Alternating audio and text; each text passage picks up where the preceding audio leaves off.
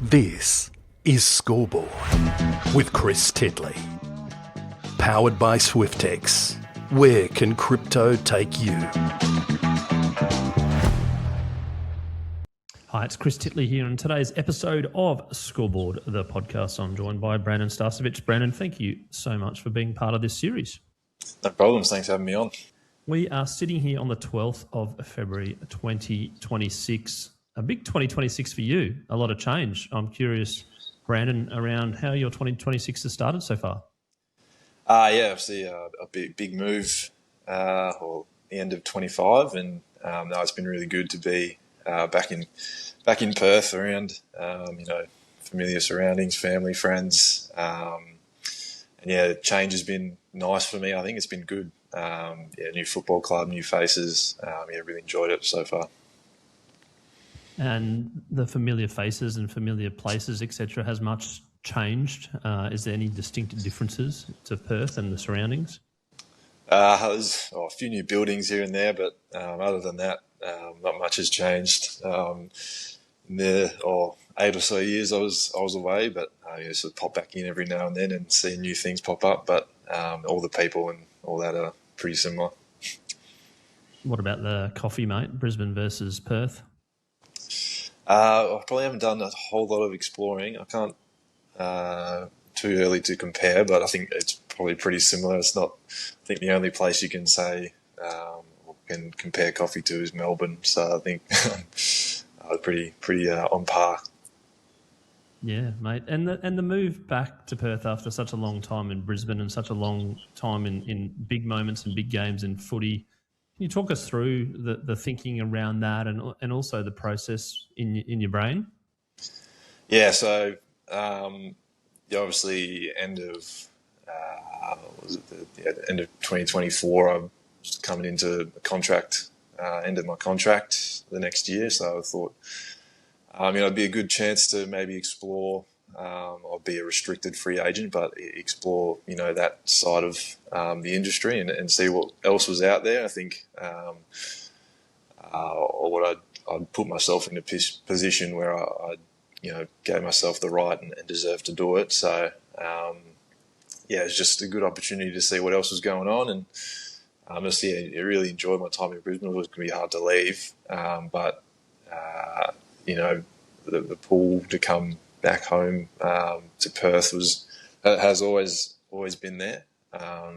It's probably mainly driven by Mum. She was a big factor in it, but it was. I really enjoyed the whole free agency process. Obviously, very different, but the decision to come back is more of a personal. What was best for me going forward. I think In terms of that's what the decision was based on mostly. Yeah, no, and then with that 1 year in mind last year, with the games that you played, did you sense that maybe there was a little bit more freedom and maybe the pressure was off a little bit, I suppose, from a playing point of view, or did it not matter at all being in the back of your head that maybe you've only got one more year left? It's sort of, plays on your mind every now and then, but it's more so, during the week and after games and all that, you sort of try and, soak things up a little bit more potentially, knowing you might not be there next year. But once you start playing footy, you don't tend to think about too much other than what's going on out there. I heard that you're a bit of a high intensity type of guy when it comes to getting on the footy path, and then once it's the first bounce or ball up now coming through, that you're switched on, and you're one of the most sort of switched on guys. Where's that come from? I think I probably learned to do it. My first few years of my career. I'm not by no means not the most talented bloke out there, so using every advantage I can get. That includes, being, pretty switched on mentally and knowing what's going on in the game. Is something I can use to, improve my performance and help others out. So, sort of finding those little advantages I can get, and being playing in the back line in that position, you get a pretty good read on the game and can see a lot of things happening. So tried to develop that side early on, and was lucky I had a lot of guys around me that were really good at it that could help me too. When you come up against, or you've got an opponent that's well known, and you're doing your study during the week, how much is spent on that opponent versus the team? And then have there been instances where you've lined up ready to mark someone and all of a sudden there's a late injury and there's a switch around and you're like, oh, I don't have too much research on this person? Process during the week. Usually find out pretty early during the week, and as my career went on, and I sort of just knew it was coming, and just sort of did the work myself before I even got the tap on the shoulder. But so during the week, probably spend an hour, maybe two, in front of a computer, just watching the opposition players, most recent games, and the last couple of years has been more of a reminder. I've got that, I've got a knowledge bank now of most of the guys that I've played on. So, but early days it was sitting down and watching games and then sitting down with the line coach, who was Murray Davis, early on, and taking some notes from him, and that would sort of make me feel as prepared as possible, especially as a young fella coming in, trying to play a role. You do everything you can to when it comes game day, you can rest easy knowing you've done all the work. And the second part of the question was the late sort of changes. A mix up, like if something, all of a sudden something goes to plan, or completely wet, or surroundings that you can't control. So it's happened maybe a couple of times where maybe there's a late injury, like pulled out, or not playing. This guy's playing a different position or whatnot, and you find yourself matched up on someone else. But in that sense, you just sort of rely on whether someone else has done the homework during the week, tap them on the shoulder before the game. But knowing you've done everything you can to prepare for whatever, it holds you in good stead regardless. And when those things happen, it's, you sort of quickly move on and do your best in the moment. When it comes to big moments, big pressure games, a lot of spotlight, how do you process them versus a regular season game? I think early on you get involved in the hype, and you've not played many games, so the big ones feel very important. You're playing in front of 95,000. I can get to you a little bit, and then sort of once you do it a few times, you start to begin to appreciate it, and there's no point hiding from it. It's a big game. But you should relish those opportunities and really appreciate the opportunity that you get. So often when you run out, you sort of just look around and smile to yourself and say, how good's this? And playing for Brisbane, it was always the biggest games were going down to the MCG, playing in front of 90,000, where most of them weren't cheering for you. And you just sort of learnt that noise is noise at the end of the day, and you can either just take it for what it is and sort of just appreciate it and relish it, whenever the noise comes. It's just pretty cool to be a part of. And then from a game day routine, do you have a specific routine? Do you call it superstition, or is there practices that you do before the game which hold you in good stead, or maybe that you've refined over time? I think it's definitely it's a routine, but I wouldn't say I'm too superstitious about it. If things change, I'm not stressing out too much. But I tend to do the same thing before most games, and I always try to find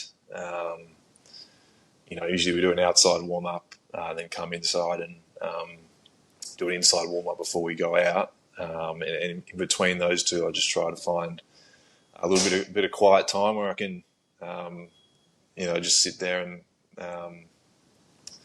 sort of just ground myself and focus on the now, where you can, in those moments, you can sort of start to build up, and you use a lot of nervous energy before the game. I just sort of try and calm myself down and take a breather, and just bring myself back to the moment.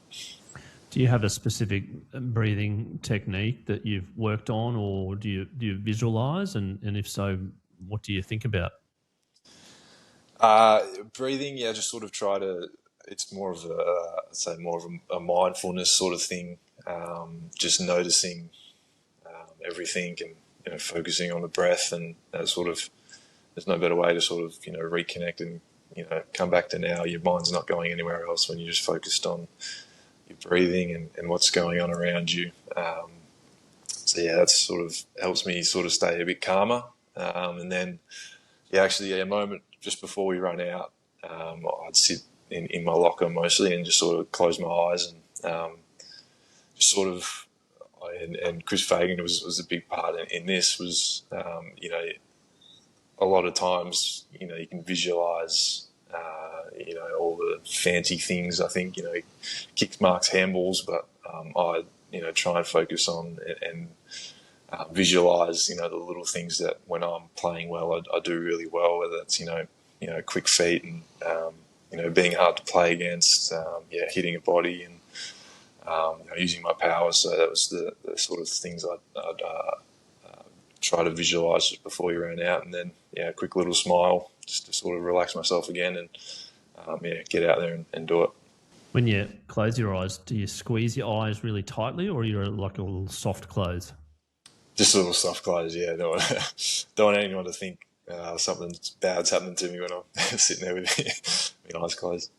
The emotional energy of a game, and you're describe some of your teammates describe as an intensive player when you get out there, competitive, whatnot. The emotional energy post a game, how do you deal with that? How long does it take you to kind of wind down from a game, whether it be a close game or something didn't go your way? It can. I think obviously it's probably a lot easier when you win, but when you lose, it can sort of hang around for a little bit if you stay up. Most like after a game, you tend to have trouble falling to sleep or whatnot. So it can you can stay up all night just about thinking about every little thing, but. I try and find some things to take my mind off it, and whether that be usually late night and find some sport that's on or something and just try and focus on something else. It's a real skill, I think, no matter win or loss, to try and put it behind you. It can be when you're around the boys after the game, it's important to. You can celebrate the win and enjoy the moment a little bit, but it's trying not to ride the wave too much of football and the pressure that can come if you're losing or even when you're winning as well. So it's trying to stay as even keel as possible. Yeah, no, I've heard the goldfish mentality talk about a lot in terms of move on, but it must be tough with the big moments, the pressure moments, and maybe in the change rooms after a close loss. I'm curious more than anything on how long that takes to kind of, you don't go to sleep that night because you think, I should have done this, should have done that, a little bit of regret, maybe some feedback saying, Brandon, I know. But then when does it come to like, okay, that's gone. Is it Sunday afternoon or is it Sunday morning or is it Tuesday during the week? It can probably hang around for a while until I always tried every game, no matter what, sit down with the line coach and run through your tape and see what happened. And,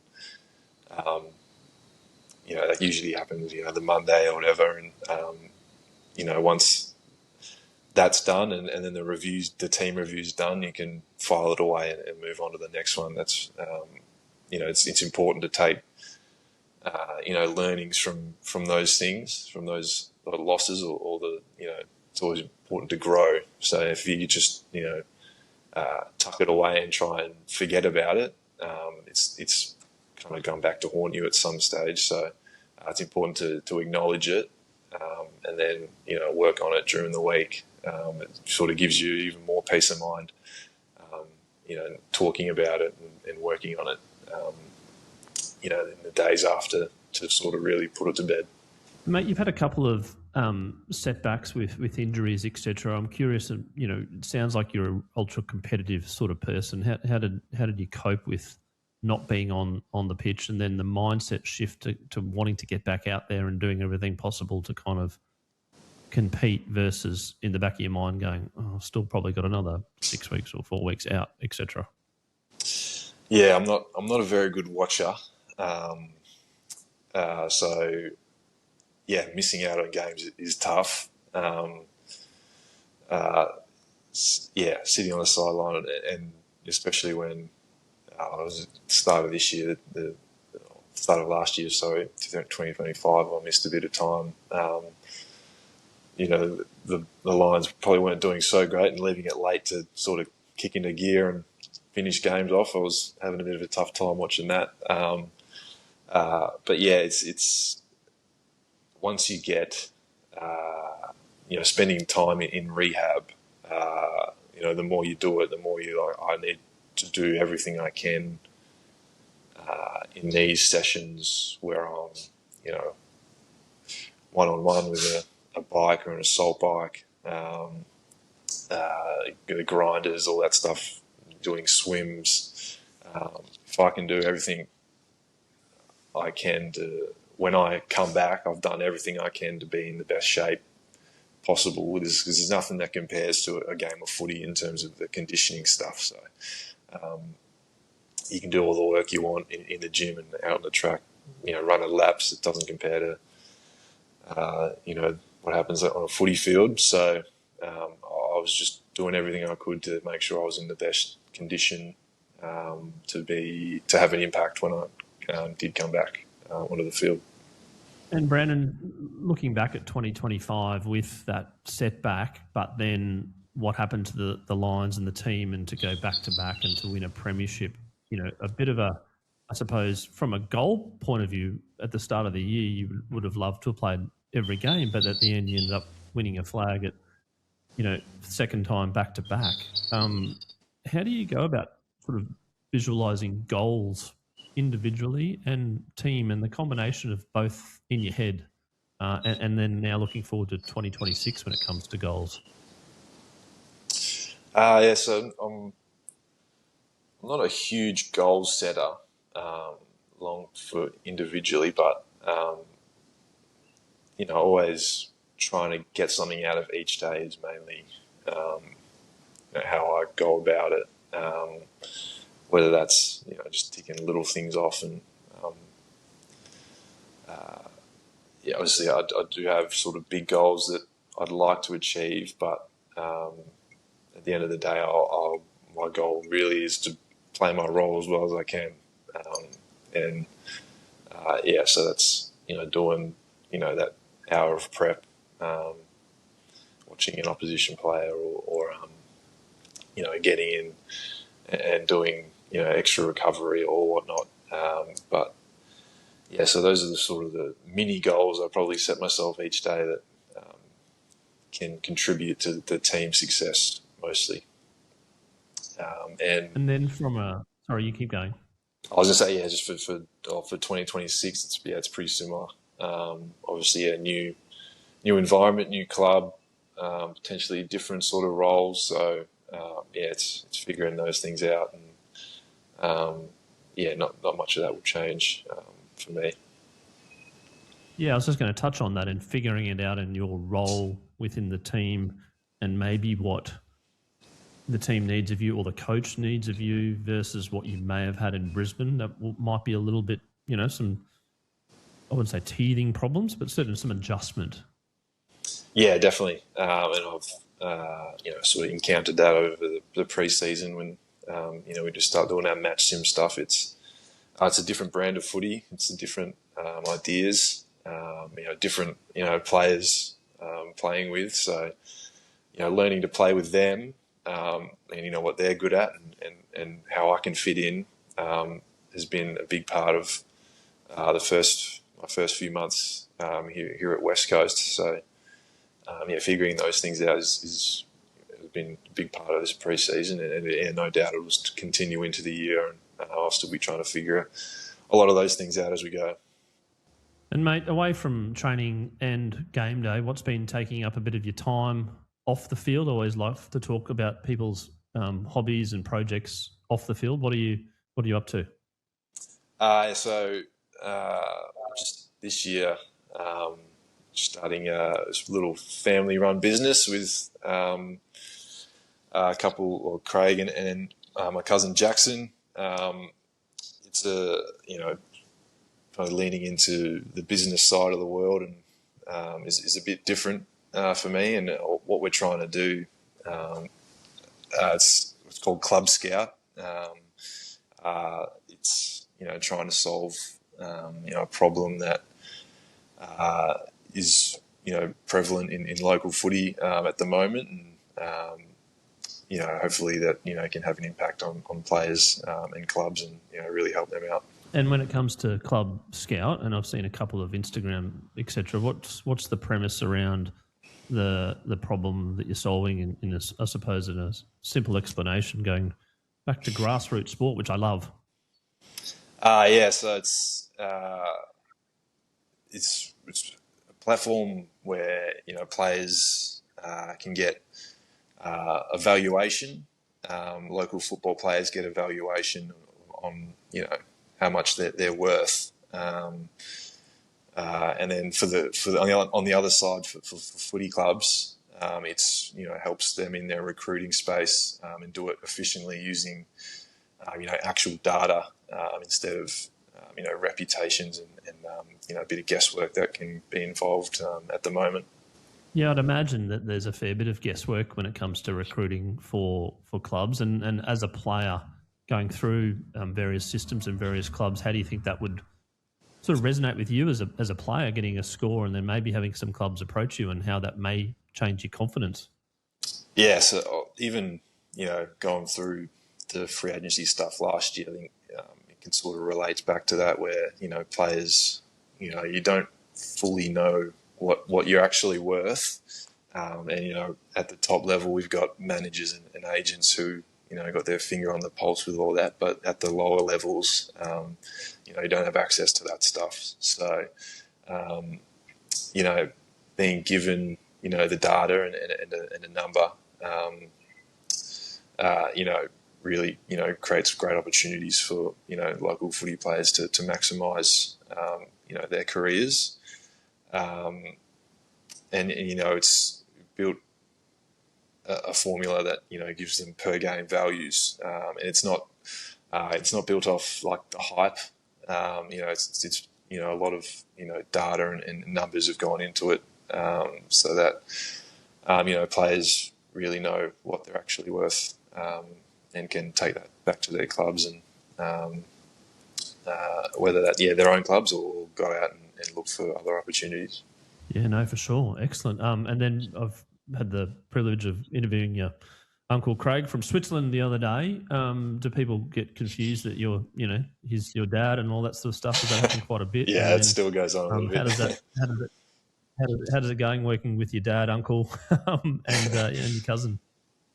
It's been good. It's great. It's a really, it's probably a good way to get into the business side of things with family.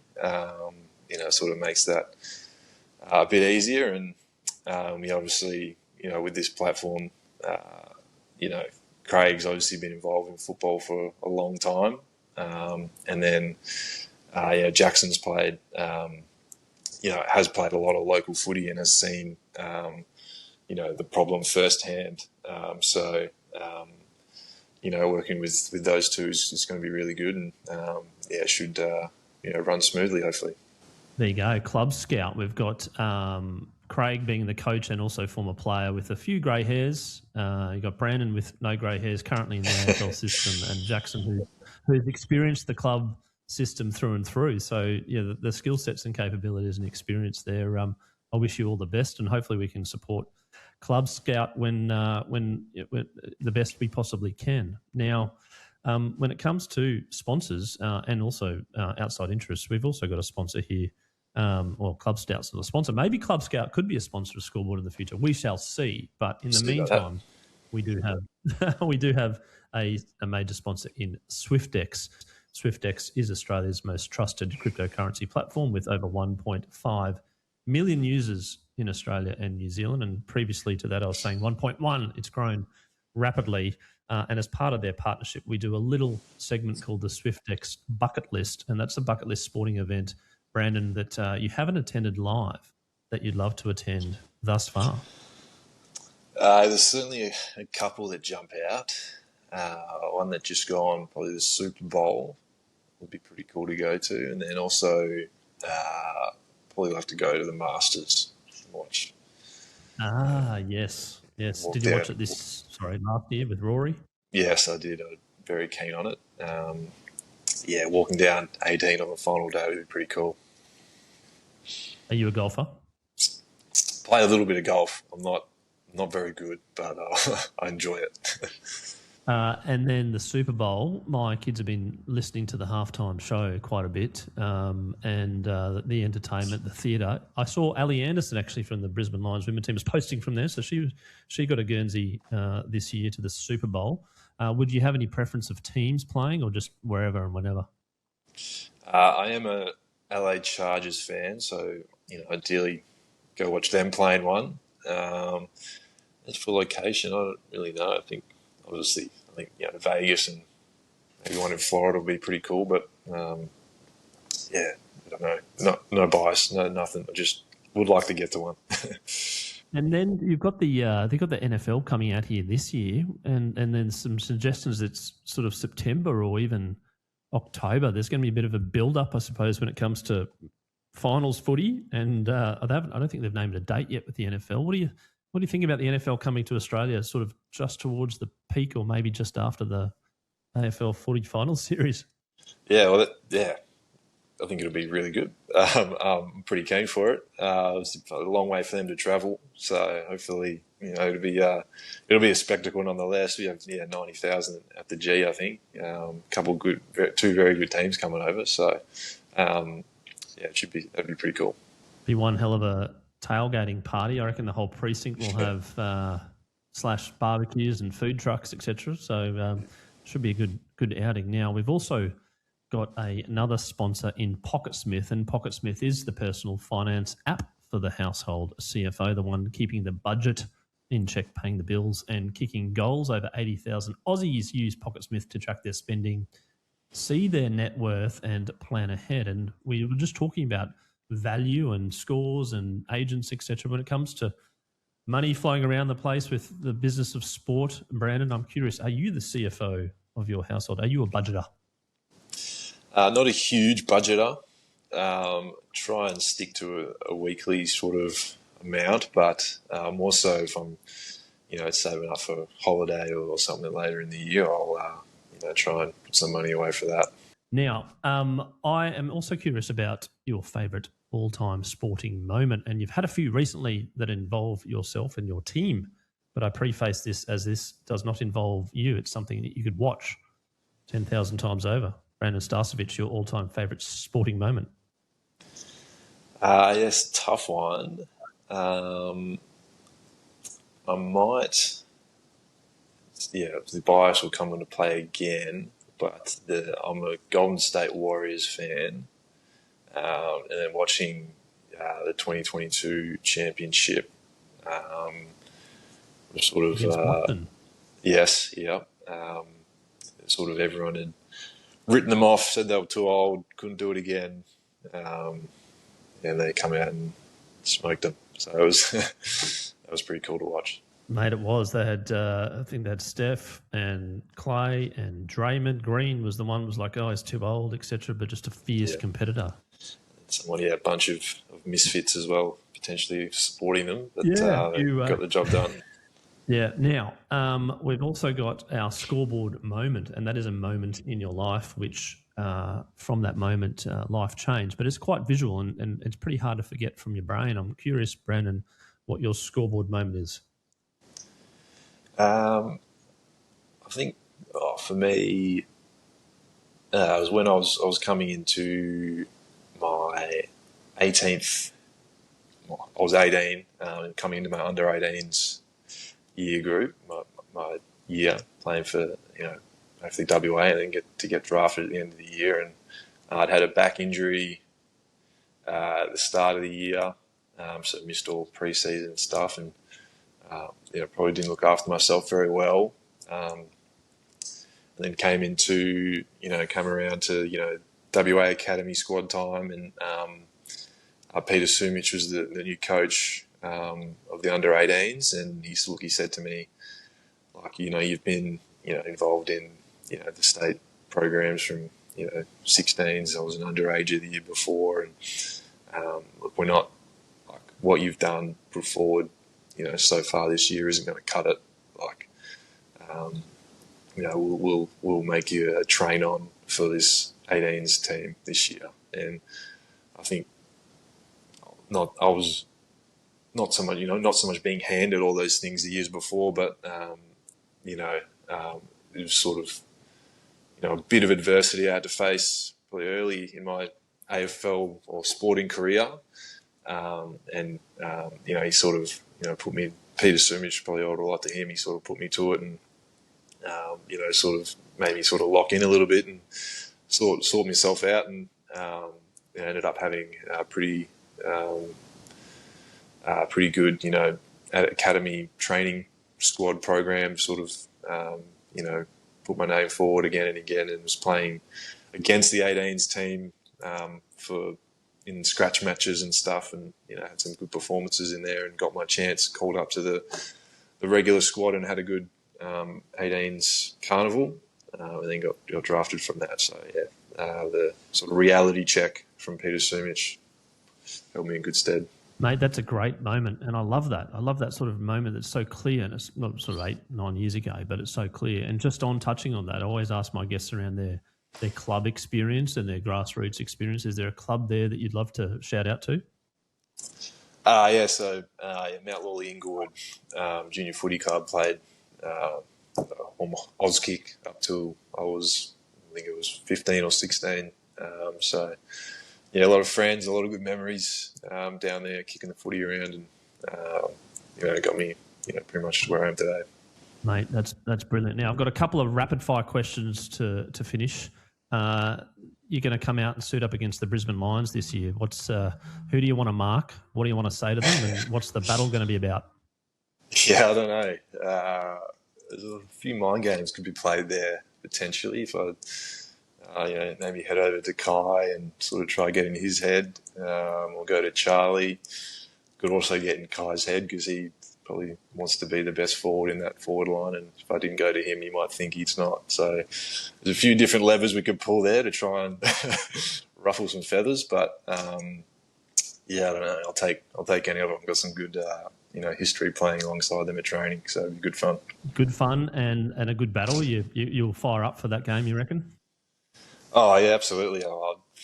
You always hear about the players playing against their old sides, and the week's a bit different, so it'd be interesting to see how it all feels. But yeah, no doubt it'd probably be a bit strange, but it'd be pretty cool to see those guys again. And when you come back to the Gabba and they read your name out, what do you think the crowd would want to do? Like, I'll be clapping, but what do you hope for?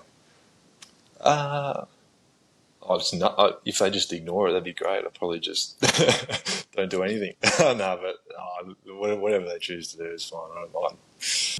Your name spelt backwards. Have you ever done it? Oh, I can't say I've done it. Do you want me to? Should I give it a go? Yeah, give it a go, mate. Yeah. There you go.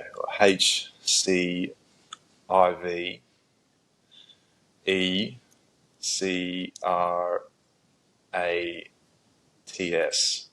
I believe. Oh, I think you nailed it. I'm pretty sure you did. Yeah, I think I have. What about Brandon? It's the NODNARB. There you go. NOD. Oh, yeah. NARB. No, that's an easy one. You did that one. Done that a few times. Yeah. Done that a few times. Now, one final question. I normally ask some advice to give to kids that want to play footy or live in your shoes and play AFL for a living. But I'm also going to ask. Well, I'm not going to ask that actually. I'm going to ask what some advice that you could not give them? Something that you maybe have done that you were like, okay, I probably wouldn't go down that path. Yeah, I don't know if I'm answering the question your way, but I think always believe that you belong in or wherever you are. That's half the battle. Accepting. It's probably took me a while to learn that I was capable, and that can sort of hold you back, even just in your own mind. So just believe in that you belong where you are. And that moment from that under-18 tournament, was that a bit of like the advice that you needed to believe that you were actually reasonably good at footy? Because did it take a while for you to understand that actually, no matter who you're marking in the AFL now, that you're capable of basically stopping them, or whatever they call nullifying them, etc.? Is that only a recent thing, or has it been for a while now? I probably learnt that probably a couple of years into my career, where it was actually, we had David Boone come and spoke to us one pre-season in Tasmania, and he spoke about how when they went on tours to India and whatnot, and it's a pretty hostile environment over there, that all you can do is own your space. And he talked about that bat increase or his fielding position or whatever. That was that was his space that he was going to own. I took that learning and took it out on the footy field with me. Was I'm going to own this space right here. I'm going to own this matchup. I'm going to own this next contest. So and believe that I was capable of being there and doing it well. Mate, what a way to finish. And I love that in terms of, like, everyone remembers Booney as an opening bat and short leg, and the short leg fielding was something which he added to his repertoire in terms of catching and reflexes and owning that position. Like, I couldn't think of a better short leg if I had to name Test cricketers than David Boone. Maybe Travis said a little bit now, but Booney. Yeah, Booney has a little bit of wisdom he imparted on all of us that day. I reckon he'd have a little chirp too, just a little silent chirp when you're batting. Yeah, absolutely you would. There you go. Brandon Starcevich, thank you so much for being on Scoreboard, the podcast today. And as a Brisbane Lions fan, I congratulate you on everything that you've done at the Brisbane Lions over the last 8 years and the premierships that you brought us, the fans. I wish you all the best in the next phase at West Coast, and looking forward to supporting and following you where I can, and all the best for 2026. Cheers. Thanks, mate. Appreciate it. This has been another episode of Scoreboard with Chris Titley. Go back and check out some of the other episodes you might have missed.